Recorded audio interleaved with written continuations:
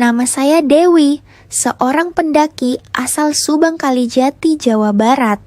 Sudah lama saya mendengar cerita tentang keangkeran Gunung Anjani di Lombok, gunung yang dipercaya sebagai tempat bersemayamnya Dewi Anjani, Ratu para Jin dan penjaga langit Rinjani. Aku dan dua sahabatku mengalami serangkaian kejadian aneh yang menegangkan, dari aroma melati misterius hingga penampakan sosok wanita berpakaian hijau yang diyakini sebagai Dewi Anjani, sang penjaga gunung. Suasana spiritual dan mencekam yang bercampur dengan keindahan alam Gunung Anjani mengajarkan bahwa alam menyimpan kekuatan gaib yang harus dihormati. Awalnya, saya dan dua sahabat saya hanya ingin menikmati keindahan alamnya. Kami berangkat dari Desa Senaru. Seorang ibu tua memberi kami nasihat, kalau kabut turun dan kalian mencium bau melati, jangan bicara, jangan menoleh. Itu tandanya Dewi Anjani sedang lewat kami, hanya tersenyum sopan, tidak benar-benar percaya. Suasana desa masih diselimuti kabut tipis. Ayam berkokok, dan aroma tanah basah menguar lembut. Sebelum berangkat, seorang ibu tua dengan wajah penuh keriput menghampiri kami. Dengan suara parau, namun dalam, ia berkata pelan, "Nak, kalau nanti kabut turun dan kalian mencium bau melati, jangan bicara, jangan menoleh. Itu tandanya Dewi Anjani sedang lewat." Kami hanya tersenyum sopan dan mengangguk.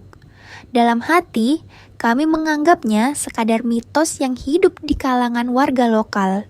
Pendakian berjalan lancar sampai sore menjelang. Langit mulai berwarna jingga, dan burung-burung terakhir kembali ke sarang. Namun, begitu matahari tenggelam di balik punggung gunung, kabut turun begitu cepat, seperti kain putih yang disobek dari langit dan menutup pandangan kami dalam sekejap. Udara menjadi lembab dan dingin menusuk. Tiba-tiba, bau melati tercium samar. Semakin lama semakin kuat, seolah berasal dari udara itu sendiri. "Kamu cium bau itu?" bisik Sinta dengan suara gemetar. Aku ingin menjawab, tapi suaraku seakan lenyap. Dari balik kabut muncul siluet seorang wanita, tinggi, ramping, berpakaian serba hijau yang berkilau lembut seperti disinari cahaya bulan. Rambutnya panjang terurai, melayang ringan mengikuti arah kabut. Ia melangkah perlahan, menatap ke arah kami. Senyum tipis muncul di wajahnya, senyum yang terlalu tenang untuk manusia. Saat itu, suhu udara turun drastis. Aku bisa mendengar degup jantungku sendiri, dan kabut terasa menekan dari segala arah. Dalam sekejap, sosok itu menghilang, tapi aroma melati tetap menggantung kuat di udara. Kami berlari menuruni jalur menuju tenda. Di dalam tenda, cahaya senter dan lampu kecil bergetar bersama tangan kami yang menggigil. Tidak ada yang berani bicara. Lalu, dari kejauhan, samar-samar terdengar bunyi gamelan.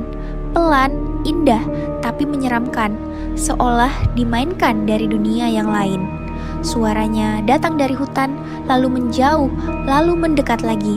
Malam itu, tak seorang pun tidur. Keesokan paginya, kabut telah sirna, dan sinar matahari kembali hangat. Namun di tempat kami melihat sosok wanita semalam, ada sehelai kain hijau basah tergeletak di tanah, berkilau lembut seperti sutra, mengeluarkan aroma melati yang sama. Kami berdiri terpaku, tak satu pun dari kami berani menyentuhnya. Rani hanya berbisik, "Jangan, biarkan saja." Sejak hari itu, aku tak pernah lagi meremehkan kisah rakyat. Aku tahu sekarang, Gunung Anjani bukan sekadar gunung. Ia adalah gerbang antara dunia manusia dan dunia para penjaga gaib.